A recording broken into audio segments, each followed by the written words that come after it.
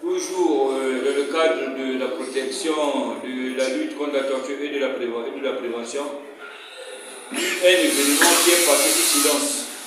C'est relatif à la mise en place d'un mécanisme national de prévention de la torture qui devrait avoir lieu le 26 avril au plus tard de cette année. Mécanisme.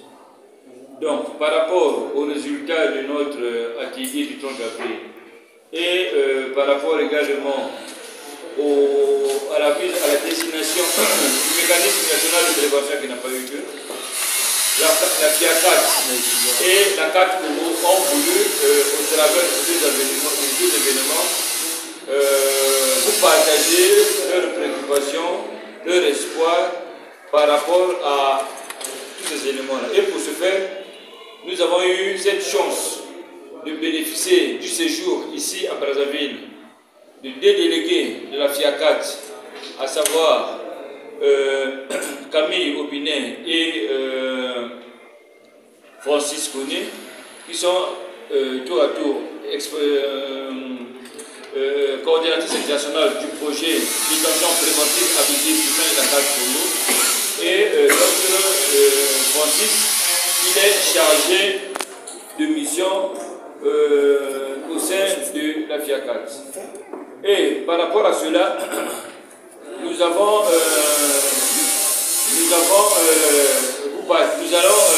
commenter, parce qu'on ne va pas faire ce que nous faisons d'habitude, où nous procédons à des communications.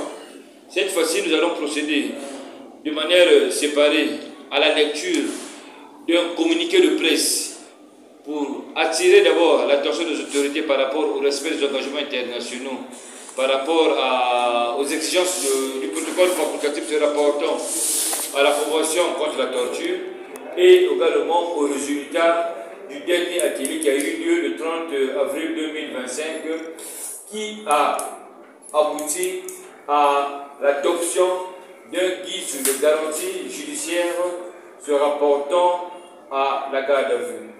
Donc voilà pourquoi nous avons voulu commenter, comme on le dit souvent, ce qui est plus important. Ce sont vos questions par rapport à nos déclarations et non les commentaires qu'on fera, parce que de la curiosité de votre intelligence viendra nos réponses. Donc sans plus tarder.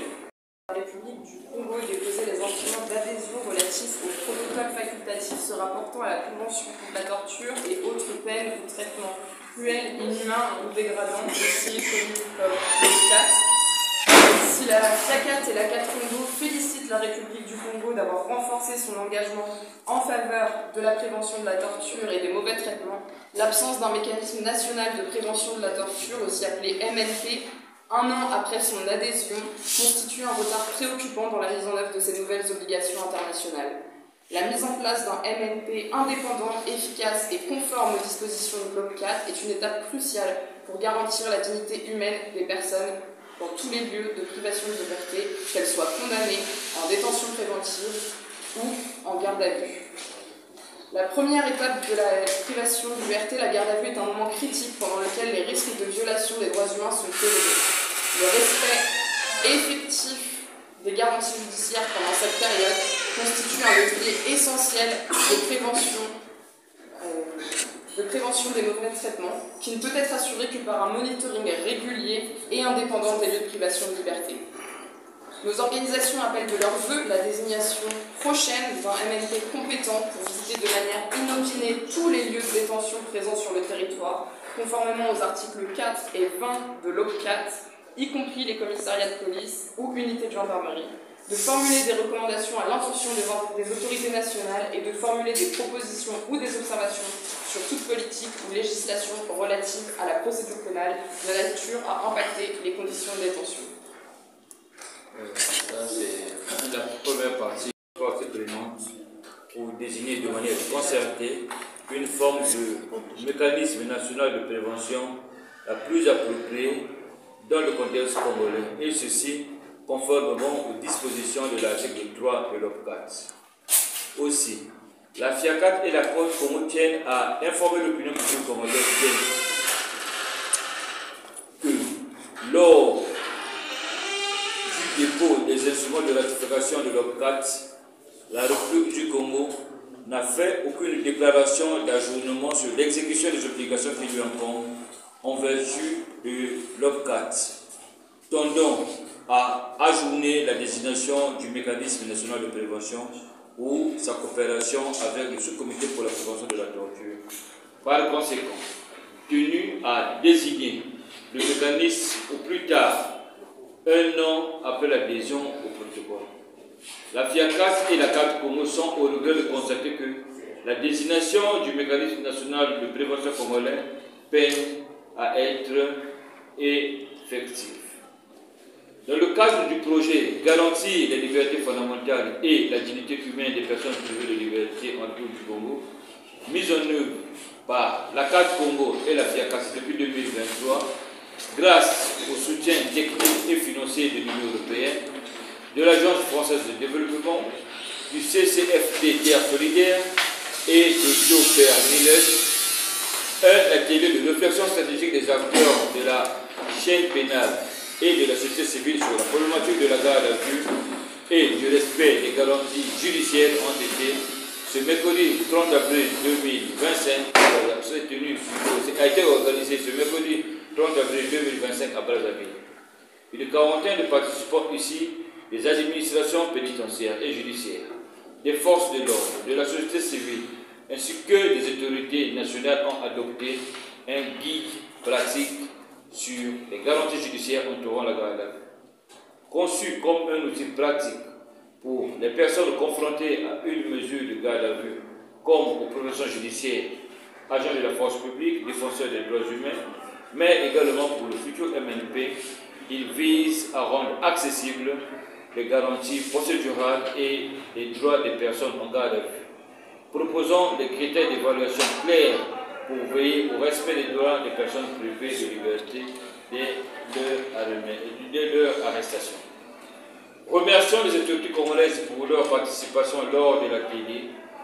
Nos organisations les appellent à procéder à des consultations nationales pour désigner une forme de mécanisme national de prévention la plus appropriée à la réalité congolaise, de diligenter la désignation du mécanisme national de prévention conformément aux dispositions de l'article 17 de l'OPCAT, favoriser le respect des garanties judiciaires et des droits en garde à vue en renforçant les connaissances des officiers de police judiciaire, de l'administration judiciaire et de la population congolaise au moyen du guide.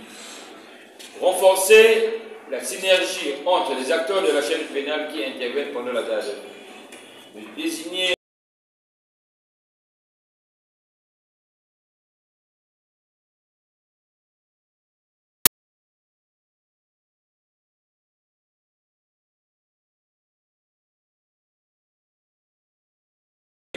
du garde fait à Brazzaville le 2 mai 2000, Brazzaville-Paris le 2 mai 2025. Je vous remercie.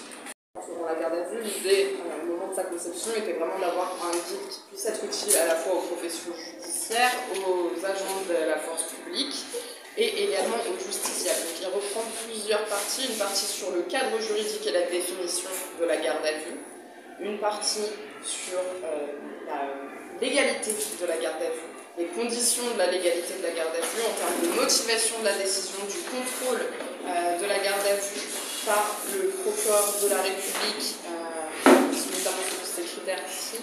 On reprend également les délais et la procédure avec un schéma qui explique et vulgarise la procédure de début de la garde à vue jusqu'à la fin, dès l'arrestation.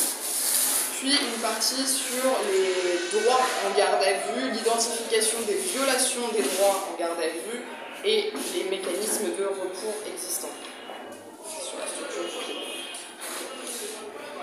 Pour ce qui est de l'impact de la désignation du mécanisme national de prévention de la torture, conformément aux nouvelles obligations de la République du Congo, en vertu du protocole facultatif se reportant à la Convention contre la torture et autres peines de traitement cruel, inhumain ou dégradant, la mise en place d'un mécanisme national de prévention de la torture vise à prévenir les actes de torture sur le territoire national, notamment en visitant de manière inopinée tous les lieux de privation de liberté qui se trouvent sous sa juridiction. Il permet également de formuler des recommandations sur la base de ces différents constats en publiant un rapport annuel et également de formuler des propositions ou des observations sur les projets de loi ou sur les lois existantes ou les pratiques qui toucheraient à ces thématiques.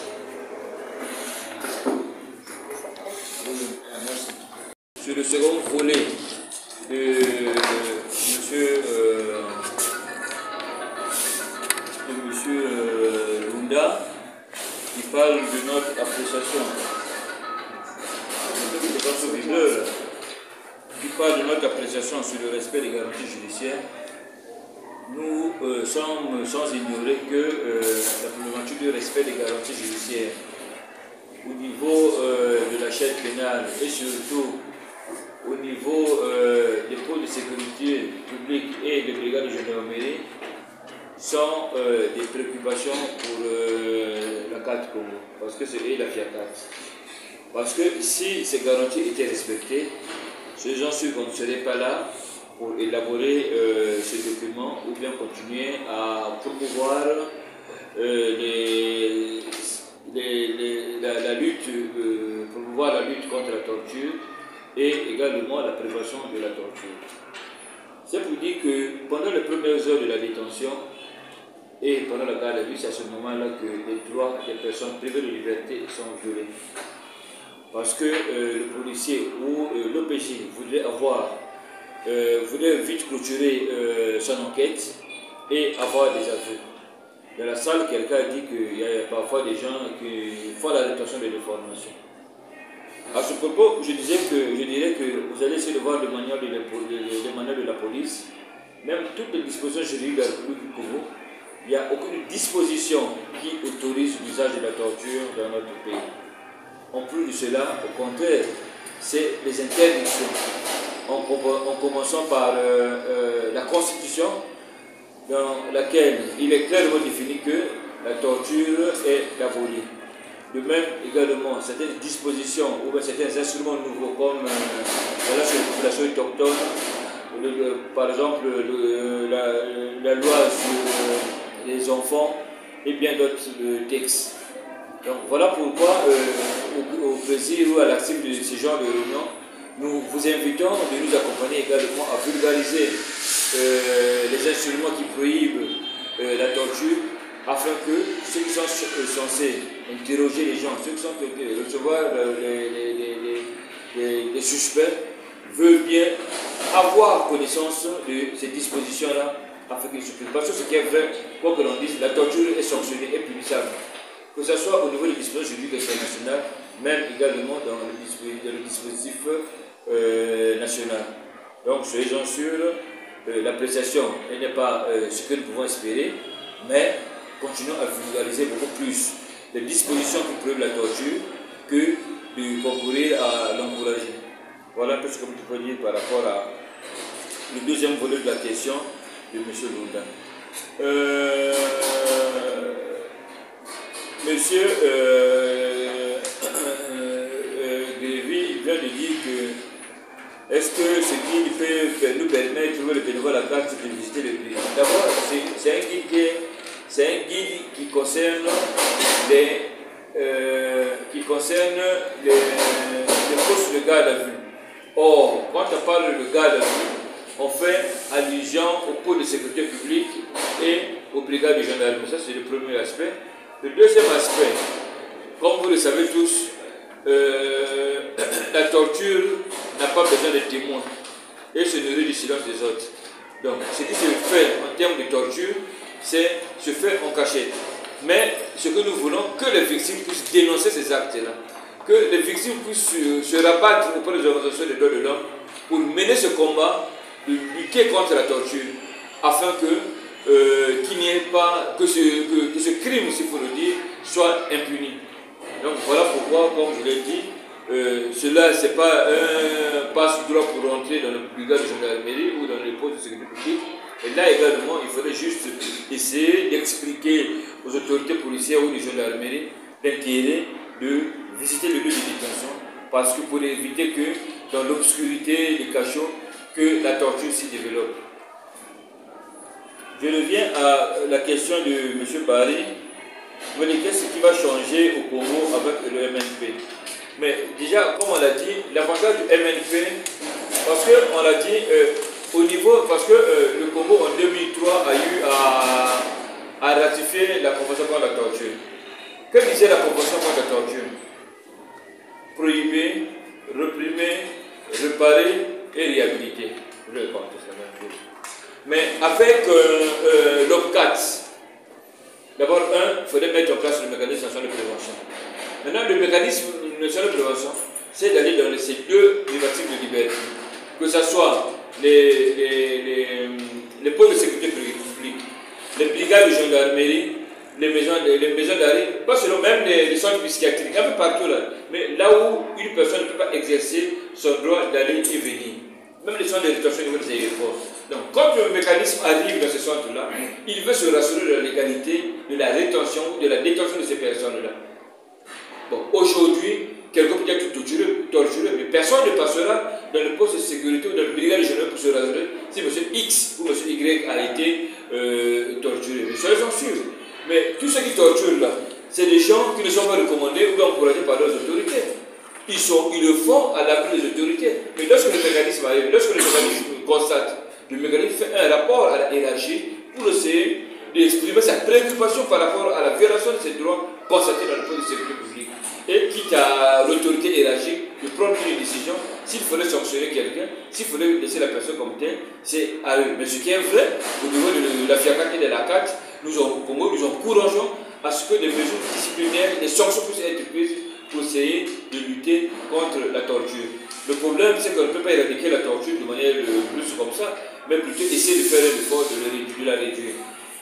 Et l'autre élément que nous devrons connaître, c'est de savoir qu'au niveau de l'usage de la torture, parfois, généralement, ceux qui usent de la torture ne connaissent pas qu'il y a des dispositions qui existent qui prohibent la torture. Mais essayer avec la presse de présenter à ces gens-là que la torture est interdite, par exemple, est abolie ou interdite par la Constitution. Dites que non, mais voilà, les aveux obtenus sur le fait de la torture ne sont pas acceptés par les cours et tribunaux. Dites-leur également que non, mais voilà, aucune justification ne peut être acceptée si on demandait à quelqu'un d'user de la torture. Donc, il y a beaucoup d'éléments qui font qu'aujourd'hui, lorsque vous êtes dans l'oubli, d'user facilement ou dans la méconnaissance des droits, d'user de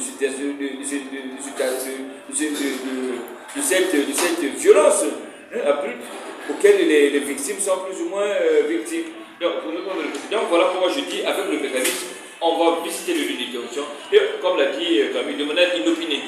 On vient de manière brusque comme ça, on essaie de se rassurer si le délai de la garde à vue est respecté, si la personne a été torturée, s'il a eu droit à un avocat, si les parents sont informés.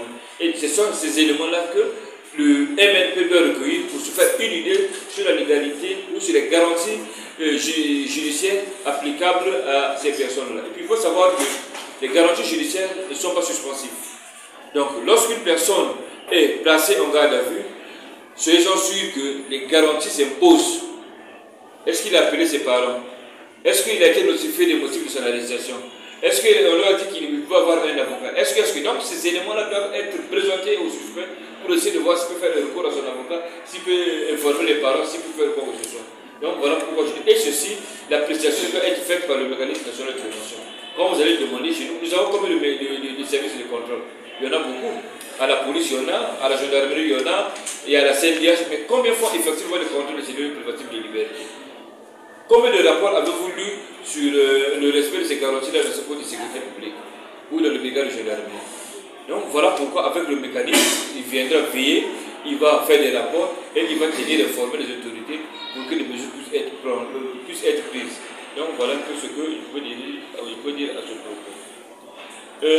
Pour M. Achille Kabaka, il dit que dans le milieu carcéral, la torture est une technique pour obtenir des aveux. Êtes-vous sûr que la police et la gendarmerie ont en face, quand la gendarmerie est en face d'eux des gens qui font la détention d'informations? D'abord, comme je l'ai dit, aucune disposition n'autorise la torture. Vous avez vu, ceux qui ont torturé les gens derrière au viaduc là, ils ont été sanctionnés, non? Mais pourtant, ils ont utilisé la torture. Ceux qui ont tué, qui ont été auteurs des morts à Chaponal, ils ont été également jugés. Donc c'est pour dire qu'aucune disposition ne peut protéger les tortionnaires. Quand vous commettez de la torture, parce que les criminels ne connaissent pas leurs droits. Si vous torturez quelqu'un, un officier torture quelqu'un, cette victime-là est en droit de vous poursuivre. Donc c'est pour dire que ne vous dites pas que non, mais parce que je suis officier, je suis militaire, je peux torturer et rien ne va m'arriver. Non, c'est parce que celui-là a la chance d'avoir des criminels qui ne connaissent pas leurs droits. Mais le jour où ils vont tomber sur quelqu'un qui connaît ses droits, j'en suis sûr que le monsieur là c'est le problème. Donc voilà pourquoi je reviens toujours à dire, de temps en temps, dans vos pages, essayez d'organiser des émissions, essayez d'organiser parfois des articles sur la prohibition de la torture, afin que les Congolais en lisant sachent que la torture est plus ou moins interdite. Et vous allez également remarquer dans le livret, peut-être que Camille ne l'a pas abordé, sur les voies de recours. Parce que lorsque vous êtes victime d'une violation quelconque de vos garanties judiciaires, vous êtes victime des actes de torture, vous êtes en droit de recourir à l'autorité judiciaire pour essayer de dénoncer cela afin que les auteurs puissent être traduits en justice. Mais je vous dis, une petite confidence, nous avons suivi des cas où nous avons informé les autorités et les autorités ont interpellé, mené des enquêtes, interpellé les auteurs de ces violations et certainement ont été sanctionnés. Donc dites-vous qu'il fallait encourager, il fallait que, comme au niveau des OPJ, de même également au niveau de la population, ils doivent connaître leurs droits. S'ils ne connaissent pas leurs droits, rien ne pourra leur arriver. Et ils seront toujours là à se plaindre sur les actes de torture, ils seront là à se plaindre sur le non-respect de leurs droits. Donc, comme je dis, ventiler, et le guide qui sera mis à votre disposition sera un outil vraiment capital qu'il faudrait ventiler pour que au moins ces dispositions puissent être connues. Parce qu'aujourd'hui, nous savons que la garde à vue est de combien? Nous savons que ce sont 12 heures. Mais ici, est-ce que vous savez qu'il y a une prolongation, du moins de la prolongation par le procureur, mais du moins motivé, là, il faut qu'il y ait une motivation. Est-ce que vous savez qu'après les 3 jours, et les 2 jours, c'est-à-dire qu'après les 5 jours, que la personne qui est placée en garde à vue, ou bien en garde à vue, n'a plus cette obligation de répondre aux enquêteurs. Parce que la législation a donné 5 jours au maximum, sous prétexte que de manière tacite, il y a eu la prolongation de 2 jours, de ne plus répondre au-delà de 5 jours. Donc ça, également, les citoyens congolais doivent le savoir, pour qu'au moins ils sachent jouir de ces droits. Mais si le citoyen congolais ne connaît pas ces dispositions-là, à quoi voulez-vous vous attendre? Donc voilà un peu ce qu'on peut dire par rapport à cela, mais plutôt de ne jamais encourager la torture, parce que lorsque vous encouragez la torture, je suis sûr qu'on ne saura jamais qui sera le prochain sur la liste.